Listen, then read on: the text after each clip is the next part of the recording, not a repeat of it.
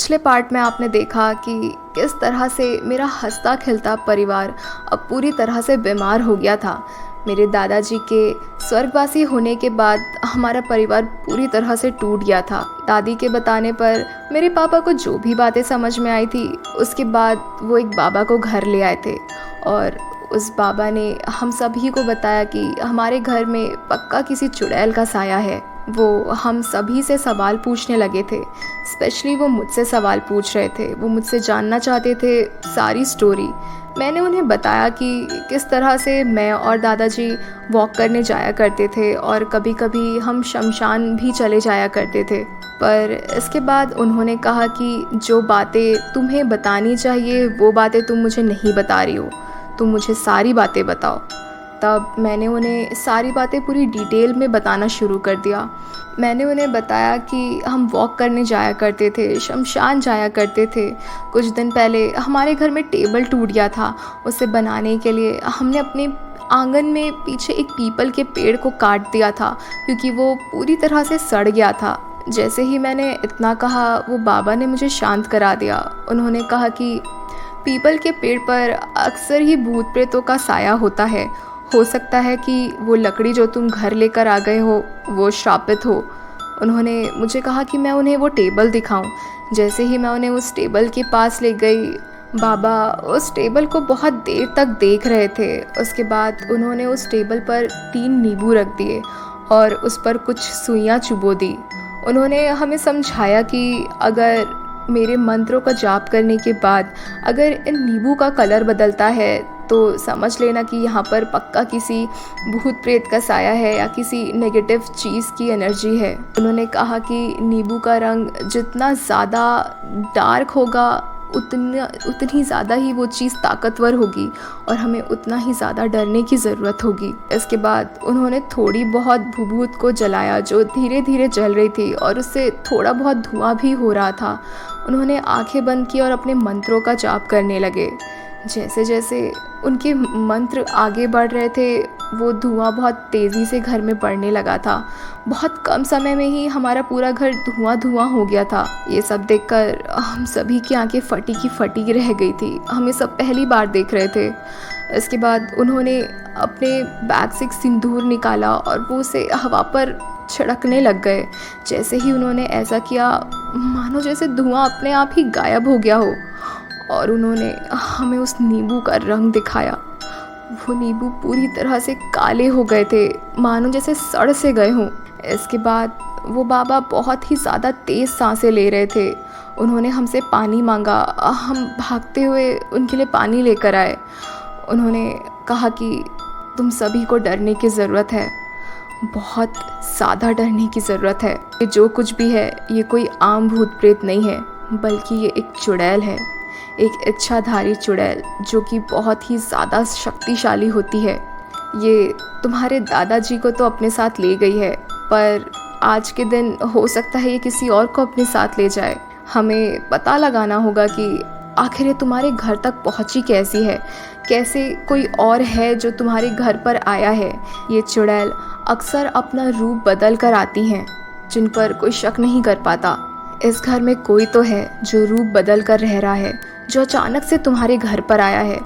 जब तुम ये श्रापित लकड़ी अपने घर लेकर आए हो, वो चीज़ भी तुम्हारे साथ आ गई है पीछे पीछे।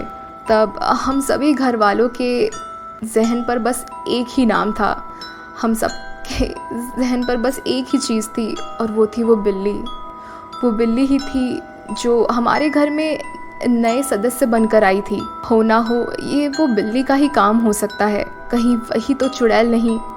ये सब के बाद मेरे पिताजी मुझ पर बहुत ही ज़्यादा चिल्ला रहे थे। उन्होंने कहा कि तुम ही उस बिल्ली को लेकर आई थी घर पर, तुम्हारी वजह से ये सब हो रहा है। तब बाबा ने कहा कि अगर इस चीज़ को रोकना है तो हमें उस बिल्ली को पकड़ना होगा। हमें उसे पकड़ना होगा इससे पहले वो किसी और पर हमला करे, वो किसी और को मार डाले।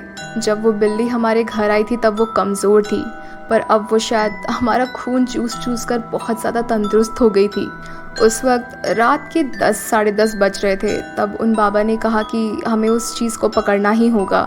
मैं आप लोग के घर से जाता नहीं, पर अब वो इस जगह पर नहीं है।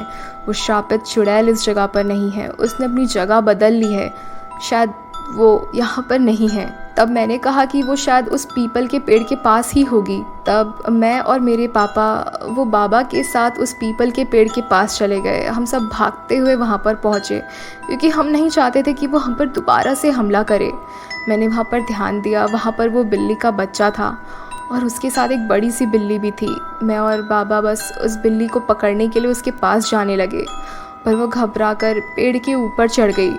मैंने उसे आवाज़ दिया, मैंने उससे कहा तुम्हें नीचे आना होगा, क्योंकि मुझे लगा कि वो वही चुड़ैल है जिसने मेरे दादाजी को मुझसे छीन लिया। वो बिल्ली तुरंत ही नीचे आ गई और मेरे पैरों पर लिपट गई। तभी बाबा भी वहाँ गए और उन्होंने उस बिल्ली को पकड़ लिया। वो उस पर माला फिराने लगे। तब वो मेरी तरफ डर कर देखने लगे। उन्होंने मुझसे इतना कहा कि ये वो चुड़ैल नहीं है। हम तीनों अब बहुत ही ज़्यादा डर गए थे। हमें समझ नहीं आ रहा था कि फिर वो चीज़ क्या है, किस रूप में वो हमारे साथ है। हम डरते हुए वापस घर भाग रहे थे कि कहीं हमारे घर वालों को कुछ ना हो जाए। कि तभी मुझे ध्यान आया कि जब मैं दादाजी के साथ वॉक करने जाती थी तो उस पेड़ पर हमेशा एक उल्लू होता था। वो उल्लू वहाँ के आने जाने वाले लोगों को बस घूरता रहता था। तब दादाजी ने मेरी तरफ बड़ी आंखें करके कहा कि वो वही है। इसके बाद हम वापस उस पेड़ की तरफ ही भाग रहे थे। हम जैसे ही उस पेड़ पर पहुँचे, बाबा ने कहा कि वो उल्लू किस डाली पर बैठता है। मैंने उन्हें बताया कि मैंने उसे अक्सर इस डाली पर बैठे हुए देखा है। बाबा फिर तुरंत ही पेड़ पर चढ़ने लगे और वो उस डाली पर जाकर बैठ गए और उन्होंने वहाँ पर एक माला रख दिया और उसके बाद वो मंत्रों का जाप करने लगे। मैं और पापा बहुत घबराए और डरे हुए उनको देख रहे थे। मंत्र पढ़ते हुए उन्हें ज़्यादा समय नहीं हुआ था कि तभी वहाँ पर एक छोटा सा उल्लू आकर बैठ गया और वो उस माला के अंदर आकर बैठा था। इसके बाद बाबा ने मंत्रों का जाप बहुत तेज़ी से और ज़ोर से करना शुरू कर दिया कि तभी अचानक से वो उल्लू एक बहुत ही ज़्यादा डरावनी चुड़ैल पर बदल गया था। मैंने अपनी पूरी ज़िंदगी में किसी चुड़ैल को नहीं देखा था। वो बहुत ही ज़्यादा डरावनी और भयानक थी। बाबा के कंटिन्यूसली मंत्र पढ़ने के बाद वो बेहोश सी हो रही थी और कमज़ोर सी हो रही थी। ऐसा होने पर वो उस डाली से नीचे ज़मीन पर गिर गई और तुरंत ही एक कमज़ोर से उल्लू के रूप में आ गई।